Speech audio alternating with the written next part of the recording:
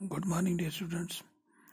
हमारा जो टॉपिक है द फर्स्ट प्रिंटेड बुक्स, उसमें आज हम डिस्कस करेंगे प्रिंट इन जापान।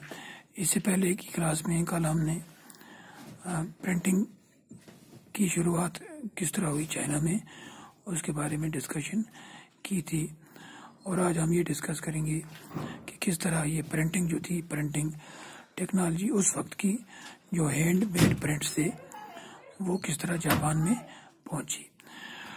तो कहते हैं कि जो बुद्धिस्ट मिशनरीज थे, बौद्ध मजहब के मुबालिग जो थे, तबलीग करने वाले, वो जब चाइना पहुंचे तो वहाँ पर उन्होंने अपने साथ हैंड प्रिंटिंग ली और उसको वहाँ पर 768 और 770 के आसपास इंट्रोड्यूस किया।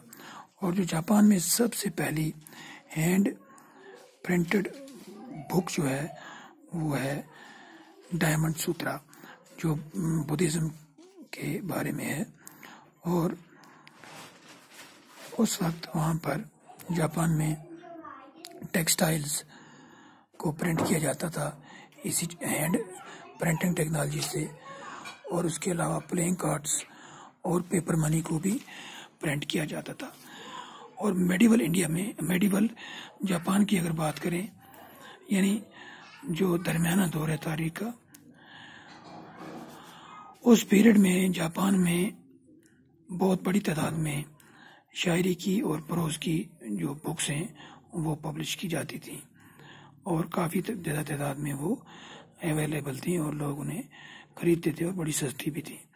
तो इसी तरह ये जो विजुअल मटेरियल था, विजुअल मटेरियल मतलब वो मटेरियल जो हमें नजर आए, इसमें चाहे इमेजेस हों या राइटिंग्स हों, तो ये जब शुरू हुआ तो उससे बड़ी इंटरेस्टिंग वहाँ पर पब्लिशिंग प्रैक्टिसेस शुरू हुई जापान में। और फिर लेट 18th सेंचुरी में वहाँ पर एक शहर था जिसे आज टोक्यो कहते हैं, उस वक्त ईडो कहते थे।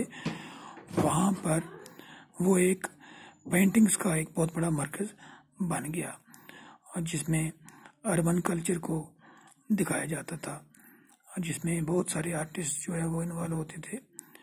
तो और फिर लाइब्रेरीज और बुक स्टोर जो थे वो हैंड प्रिंटेड मटेरियल से, मुख्तलिफ किस्म के हैंड प्रिंटेड मटेरियल से भरे पड़े थे, जैसे books on women, musical instruments, calculations, tea ceremony, flower arrangements और proper etiquette, cooking and famous places. यानी ये जो टॉपिक मैंने पढ़े, इनमें से हर किस्म के टॉपिक्स पर वहाँ पर जो वहाँ की लाइब्रेरीज थी या बुक स्टोर्स थे वो इन किताबों से, यानी इस किस्म की किताबों से भरे पड़े थे।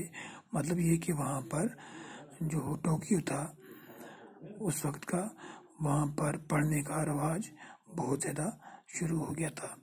और उसमें सबसे बड़ा जो रोल था वो इसी हैंड प्रिंटेड टेक्नोलॉजी का था, क्योंकि इससे जो इस टेक्नोलॉजी से किताबें बहुत जल्दी प्रिंट हो जाती थी और उन पर लागत भी कम आती थी, तो इसलिए उनकी कीमत बहुत कम होती थी, जिससे लोग बड़ी आसानी के साथ खरीदते थे। और इसका मतलब ये हुआ कि इस टेक्नोलॉजी जो क्योंकि इतनी ज़्यादा ये ज़्यादा ज़बरदस्त टेक्नोलॉजी नहीं थी, मगर फिर भी उस ज़माने के हिसाब से इसने बहुत ज़्यादा वहाँ पर इसमें तालीम के मैदान में बहुत बड़ा इनकलाब लाया।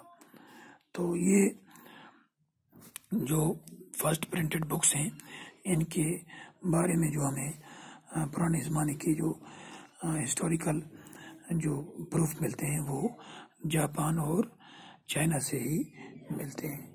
और कहते हैं कि